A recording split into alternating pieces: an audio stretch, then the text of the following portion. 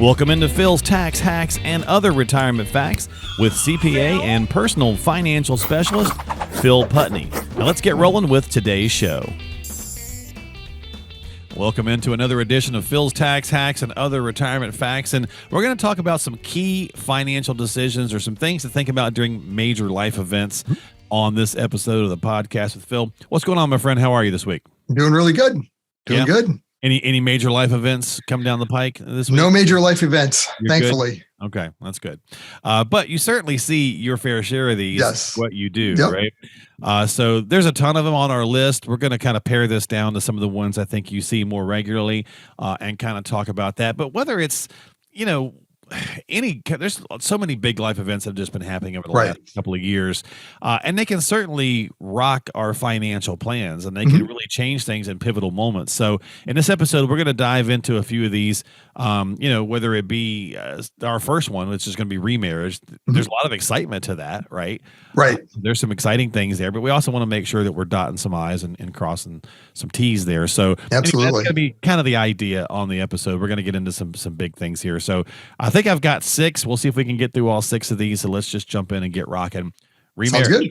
We'll start right there. Yep. So especially, remarriage at a later stage in life. I mean, typically, blended family concerns got to be right at the top of it. Yep. So a lot of the clients we work with are in that, later stage of working years, into early stages of retirement. So if you think of remarriage around that age, I mean, it's a complex scenario, I mean, you've got two people that maybe have been living apart for a while. They've got their own established finances. Well, how do you blend those together?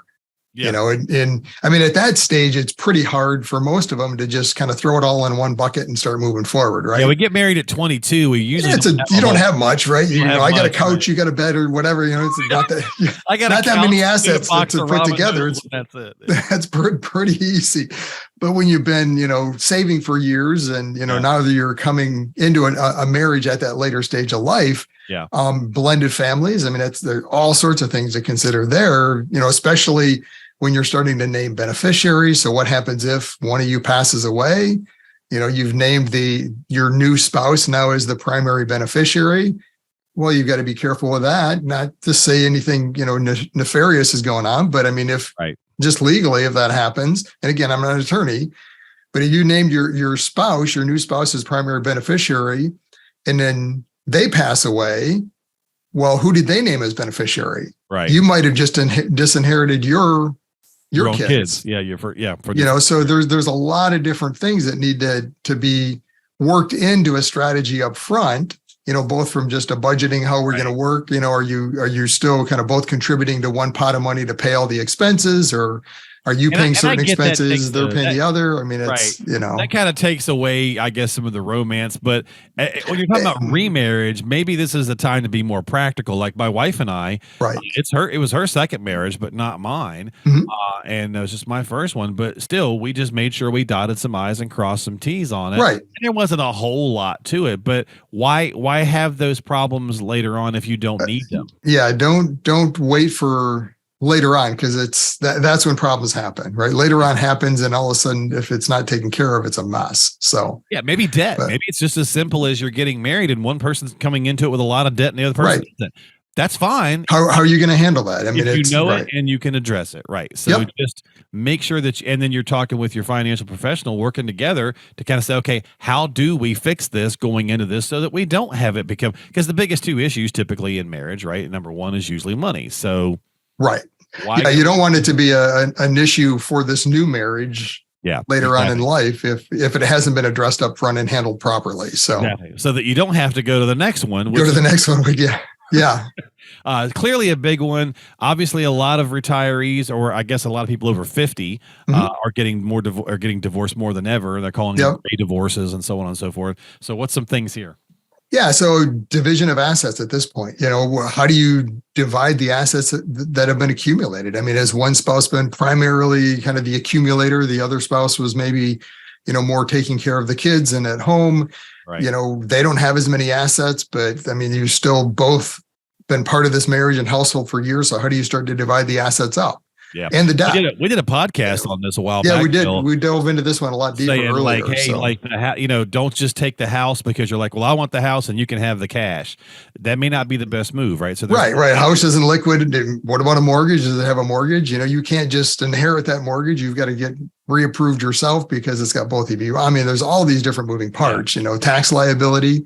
Well, from the mindset, I think we think house, big money, big ticket item, right? So it may not be the best move. So again, it's one of those things. Yeah, I mean, make sure you're working with an advisor or a qualified person that handled the divorce that understands these tax sides of it as well. Yeah, to make sure you're both setting up your assets in the right fashion, right? You're not one spouse is getting taken advantage of over the other. Yeah. And that's where it gets kind of nasty sometimes is, trying to, bring those spouses together to make a best decision for both of them in the separation. And I don't want to say that all lawyers do it, but I mean, the more they keep fighting, the more they make. The longer they can drag it out. Exactly. It's hourly. So, yep. Especially if you're divorcing and it's fairly amicable and you feel, then just be careful not to walk down that tit for tat path, right? Because that gets long-winded and just update documents, little things. Update beneficiaries. I mean, you have to obviously update all those at some point. Retirement now. I mean, if this is pre-retirement,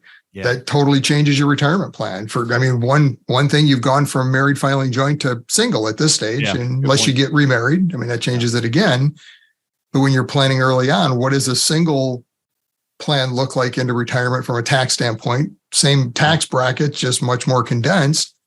One Social Security benefit. I mean, there's all these different pieces to play into it. So and I realize that for a lot of times when divorce happens, it's a lot of times it's not going to be amicable. It's usually let me get away from the other person as fast as possible. Right. So just don't miss a step. Right. So just take the time. It's a major life event.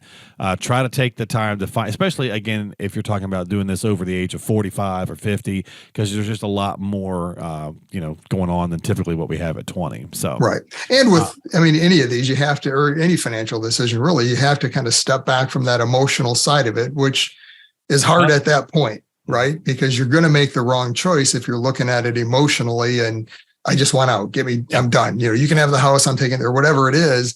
That might not be the right decision at that point. It's you just want to walk away and be done, but just step back, take a breath, think it through, work with somebody that can help give you that unbiased opinion. They don't have that emotion. They can give you more the numbers, right? To walk you through some of these scenarios to help you hopefully come up with a better situation. So, well, that emotion of I'm done, I want to walk away could be part of our next one too, which is job changes, right? Especially in the automotive industry or so. We've seen a lot of that going on in our neck of the woods, so to speak. Whether you want to change the job or the job was changed for you, right? There's some things to think about here too. These are big life events. So what do we got? Yes, a job change, especially later in career, can be tough. Voluntary or involuntary. If it's involuntary, it's even worse. It's harder. And I say worse, it's going to be harder because even though technically, right, age discrimination isn't there. It's there. I can tell you for a fact it's there. I've seen clients go through it that they've been let go, and it's hard to get back in the workforce. It's harder to kind of prove that, but it's there. Yeah. It's there. They're kind of walking all the way around the edges of it, but obviously it's there because they're having a hard time. People, over 50 getting jobs versus others. So, right. But there's a lot of things that come into play. What do you do with the old 401k? Do you leave it there? Might be a good option. Understand the pros and cons, the fees associated with it, options for investments. That's probably one of the biggest pieces. Yeah. Are you being offered a severance, right? Right. Are you being offered a severance? What do you do with that severance? If you're just moving on to another job, then that could be a bonus, so to speak, to help boost retirement savings. If not, maybe it's that bridge, but kind of walk through that plan to see what this looks like. I've had a lot of clients that have been in this scenario and it's been involuntary, that we had already started the planning process. So for them, it meant actually they could just retire if they wanted. Yeah. Now many of them have done that, tried it for a year and said, I'm not ready yet. I'm going to go back to work, which is fine, but it's, again, just all these different pieces to walk through when that happens. Healthcare. That's going to be a big one. What does that look like? Because you have probably coverage under your current job.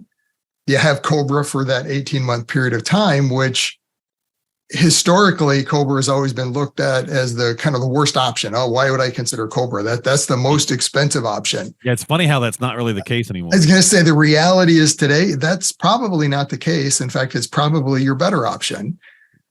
Just as expensive as it. We are upside down in the world right now. Yeah, we are definitely in an upside down world from healthcare. But yeah, from a cost standpoint and a coverage standpoint, and just knowing what you have, and it's a plan you're familiar with, it may be the best option, or at least during that year, because if you're partway through the year and you've already met deductibles and copays, if you switch out to a brand new plan where you're starting all over again versus stick with the current plan. So there's a lot of moving parts to consider when you get into a job change. So, well, and actually I'm going to kind of move this around a little bit for a couple more. So depending on your age, if a job change is there, maybe retirement could possibly be on the radar. And that's going to be a next major life event that I want to get into is retirement. So maybe you can pull the trigger and retire early, but if you do, make sure you've got a couple steps here, like the first one, which is obviously just an income plan. Right. Yeah. And so we talked about that in a prior podcast of, planning for that eventual retirement. When's the best time to do that? At a minimum, 3 to 5 years out, from what you think retirement would be, to start planning, run the numbers, it'll start to at least clear this up for you. Do I have enough? What does this look like for me? And then if a job change comes up, you get terminated early, whatever, now at least right? You're in a better position. Although, I have had clients that have kind of been forced into this and we've had to quickly run through the planning process at that point to say, okay, does it still work? Can you just treat this as retirement? Right. And maybe you can, because there's so many little things. Maybe you can. There's your short-term investments. There's your long-term. There's what to do with the house. How close are we to paying it off versus how much should you pay it off? There's all these different pieces. So retirement is a whole topic in and of itself to get into. That it's not it's a life-changing event, obviously, but it's one hopefully you've planned and prepared for a little bit better, right? It's not one that comes up as maybe unexpectedly as some of these other ones. So hopefully it's been on the radar, so to speak. And you're like, I'm thinking of 3-5 years, whatever it is down the road versus like a divorce. It's hopefully that's not part of your planning process and thinking, okay, 3 years, I'm out, Yeah. When we get a divorce in 3 years, then we'll make a decision. All right. So the final two I want to go through, they probably, I guess they could be, you could see these coming, but often these come out of nowhere, and they can certainly cause, certainly major life events here. So let's go with severe medical issue or a disability. Definitely some day-to-day life impacting things that are going to happen here, and it can clearly derail things from a financial or a retirement standpoint without any planning at all. So hopefully you've done some things. Right. Yes. And this is an area we stress test for with clients. Again, most of our clients are near to that stage of retirement. So disability isn't as big of a concern as a medical issue. As a medical issue, right? Because disability means I can no longer work. Well, if you are 3 to 5 years out from retirement, that isn't as big of an impact. Now, it still could be, versus if you're 30 years old with a family, disability is a huge impact. You really have to understand what that looks like for your scenario. Yeah. But a medical concern, it one of those things you have to understand what it looks like, kind of plan for it. Biggest concern there is what if it's a medical disability that doesn't end up leading to you passing away. That can be a severe stress on a retirement plan long term. We do look at long-term care if that kind of a scenario happens, but kind of in that later stages of life. But this is where having long-term care in place can really help. And often long-term care event winds up being a financial burden more on the other spouse. Yes. Yeah. And then the one who gets hit by it. Right. And when we're looking at a plan, that is really our primary concern is what does the other, the surviving spouse, what does their scenario look like? Does the first spouse to need this care end up consuming the majority of the assets so that now a surviving spouse can't retire? Dramatically changes their plan, right? Maybe they don't have enough anymore. Yeah. So it's just, again, never a fun discussion. It's something to look at, understand the pros and the cons of it. There are options in planning around it, but it's something definitely to consider. Yeah. Getting it with what happens if. Yeah, talking with a professional about what kind of programs are out there, Yep. benefit programs, assistance programs, government programs, update again, document updating is really important Yes. with these Yep. kinds of things. Having the powers attorneys, medical powers attorneys. Yeah, and those again, part of that annual review, you should be looking at those every year. Do you have those Yeah, updated and I know already taken care of? Because if something like this happens, you don't want to be scrambling around trying to yeah, figure out, oh yeah, we haven't updated that in 10 years, yeah, and or it's we don't have one, worst case. worst case, right? Because it's 7 out of 10. Right now, I mean, it's still 7 out of 10, 2 out of 3. However you want to break it down, we're supposedly gonna, that's gonna how it's gonna pit people. So there's Right. a real good chance that in a marriage, one of the two of you is getting hit with a long-term care event. Now, Right. is it not a like a from the brain aspect? Because a lot of times it could be what is it, 2 to 3 years? I think is an average long-term care event, Right. unless it's Yeah, you get into dementia, right. Alzheimer's, those kind of things. Yeah, I mean that is unfortunately a much longer Yeah, that's 8 to and 10 more years, I think. expensive, Yeah. from a care standpoint. So And that's where we're all headed, unfortunately, Phil. So we have to talk about it because the yes, longevity and the body longevity, they're continuing to make strides all the time. But the yeah, brain stuff is eluding yeah, us still, right? I yeah. mean, They haven't quite figured out the brain and how to hedge against some of these yeah. risks there with dementia, the Alzheimer's, things like that. Yeah, So just saw something they were saying they were doing some studies. They were thinking between 2035 and 2050, the year 2035 and 2050, that life expectancy, we'll start seeing people hitting 120s and 130s. Because you know how sometimes we'll like the oldest right, person in the world died and they were 114. Well, now yeah, we're going to start seeing those in the 120s and even in 130. And it's like I can't even imagine. Like, so you can keep the body around for 130 years, but like are you? Yeah, cognitive power, right? exactly. Yeah, you may be here physically, but are you It's going scary to stuff. know you're here? And what does that Yeah. look like for you? So, And and I mean that becomes a severe financial burden then severe. on the Yeah. the surviving spouse or the Now you're spouse that talking is. 60 years of, what if you retire at Yeah, 65 and you live to 130? yeah. Yeah. So, I mean, back to our previous discussion, I mean, longevity is a big piece of retirement planning, Yeah. understanding what that looks like. I mean, I see oftentimes people are way underestimating that. They're Yeah. Oh, looking back at their parents and they say, oh, they only made it to their 70s. I'm going to be fortunate if I make it to 75. Well, yeah. you can plan that way, but that's kind of to me like planning on making an 8% return in retirement, right? I mean, There's no what guarantee. happens if? Yeah. What if you lived till 90? What does that look like? And I know it's So sensationalistic to think, 125 or whatever. And it is right yeah, now. I mean, those are kind of the outside extremes, It's but not yeah. going to be one day, Well, no, absolutely. For our kids, I you think and I will be gone, but yeah, it's going to start to be more of a reality. Our But grandkids. So. I'm in that 70 boot. I mean, I know that I'm going to be gone sometime in my 70s, but to your point, Right. in case I'm wrong, because my wife's like, okay, do me a favor. Let's make sure that in case you're wrong, that we have a plan. So we do, right? Right. Right. So there's nothing wrong with kind of feeling very certain about something because many of us are kind of, from your own health standpoint or your own family Right. history or whatever, totally fine and acceptable if you want to feel that way. But just especially if you're married, do your Yes. spouse that courtesy of having a plan in the event that you're wrong, right? Right. Yeah. What does it look like if? So. Yeah. Okay, so then let's do our final one here, Phil. Sure. We'll wrap it up. Clearly, we saved the one for last, and that's obviously losing our loved one, death of a spouse, right? Right. Whether we see it coming due to a long-term illness or we don't see it coming, there's just a lot of things that are going to change and rock your world. Clearly, not even just the emotional stuff, which is obviously going to be massive, but from a financial standpoint, typically there's just a ton of stuff that we just didn't think about because why would we? We've been married 35 or 40 years and taxation and organization and so on and so forth. Yeah, I mean, so there is a lot of things to consider with a spouse passing, and again, hopefully, this is a discussion that you've had ahead of time. Yeah. So this isn't all of a sudden something that's getting kind of thrust on you. And for the clients that we work with, it's not. I mean, it is a discussion as part of the planning process. We plan for the best, prepare for the worst, type of scenario. So this is a stress test that we always look at to say, okay, this is all great if you both lived a full life expectancies. But what happens if one of you passes today, this year? Often someone passes and they've done no planning. I mean, not only are they dealing with the emotional side, as I mentioned a second ago, but now they are completely disorganized, right? Maybe they have no, and Murphy's Law, it's usually the person that passes that handled all this stuff. Handles all that. Yeah. Right. And so that the person left behind has no idea where many accounts are. Yep.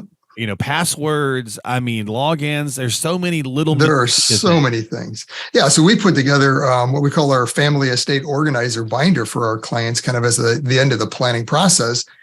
that helps organize all this information. And we encourage them to update it, once a quarter with updated statements, things like that, so that in the event something happens, at least there's some place that a surviving spouse or whoever's handling the process can go to say, okay, well, here's a snapshot that's relatively recent. We're not 10 years ago. So, But yeah, I mean, that is a big key. In part of the planning process we work with clients on is making sure that both spouses are on the same page. And that's one of the advantages of having an advisor you're working with, that's the go-to person then for the surviving spouse, that they can at least lean on that person to say, okay, this has happened, help me walk through the steps, hopefully, that have been taken, or set up in case this happens. Yeah, it's a great safety valve, right? Because you're like, okay, I am an emotional wreck and I just can't think about some of these things. Phil, help me out with this. What do we do about the insurance payouts? Right. What do I need to do about, the cars that was in, cars in my spouse's name?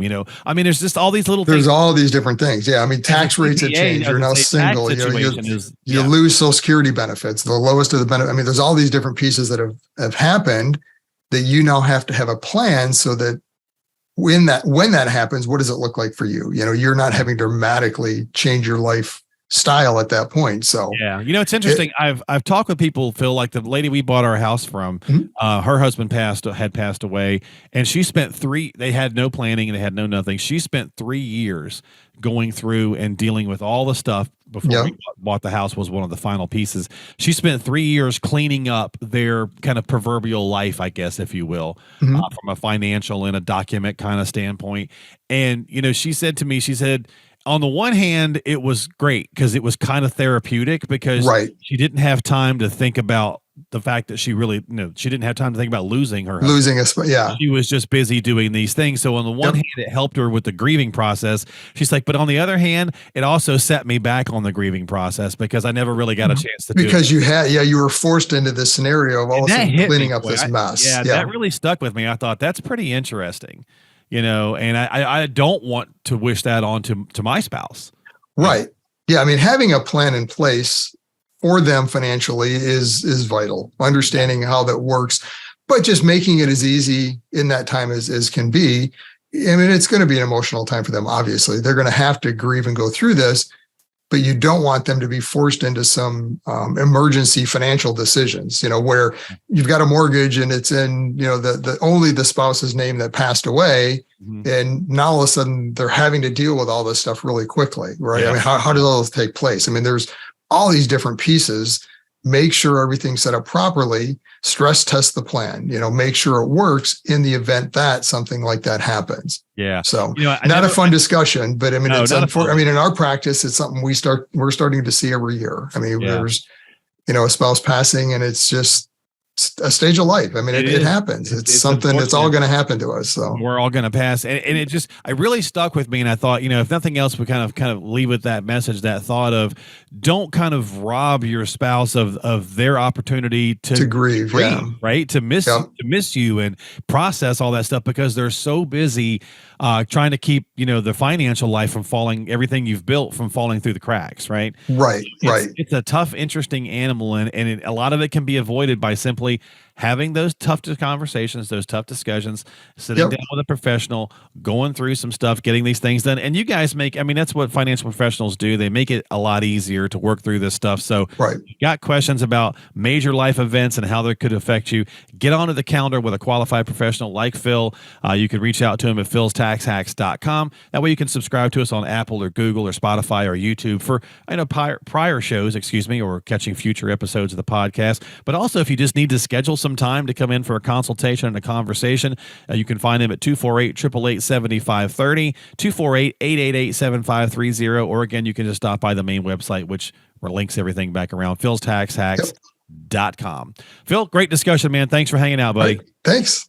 Have a good week. Yeah, you too, my friend. I always appreciate your time, and we'll see you guys next time right here on Phil's Tax Hacks and other retirement facts. Phil? investment advisory services offered through AFS Wealth Management. The content of this program is provided for informational purposes only and is not a solicitation or recommendation of any investment strategy. Investments and/or investment strategies involve risk, including the possible loss of principal. There is no assurance that any investment strategy will achieve its objectives.